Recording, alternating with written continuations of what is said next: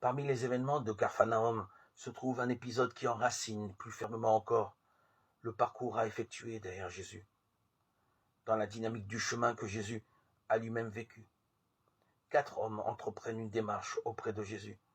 Ils viennent et amènent devant lui un paralytique qu'ils portent à 4. Nous pouvons le lui présenter à cause de la foule. Ils défont le toit où il se trouvait.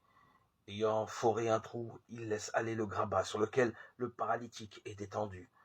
Marc 2, 3, 4. Tout se passe d'abord comme dans un récit de guérison. Jésus voit leur foi et dit au paralytique, « À toi je dis, dresse-toi, prends ton grabat et va dans ton logis. » Il se dresse aussitôt, prend son grabat et sort devant tous. Marc 2, 5a.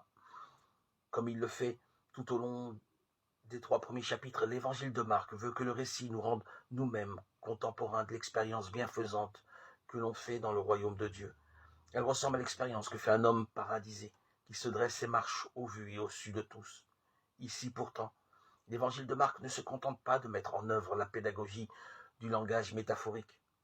Le récit du miracle est en effet comme distendu par autre chose encore.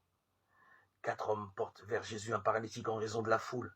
Ils passent par le toit de la maison. Jésus voit leur foi et dit au paralytique, « Enfant, tes péchés sont remis. » Cette affirmation suscite immédiatement le débat parmi les scribes. Quoi ? Celui-là parle ainsi, il blasphème. Qui peut remettre les péchés sinon l'unique Dieu ? Marc 2, 7. Le texte rattrape alors le récit du miracle. Et bien plus, pour que vous sachiez que le Fils de l'homme a pouvoir de remettre les péchés sur la terre, il dit au paralytique, « À toi, je dis, dresse-toi, prends ton grabat et va dans ton logis. » Il se dresse aussitôt, prend le grabat et sort devant tous. Marc 2, 10, 12.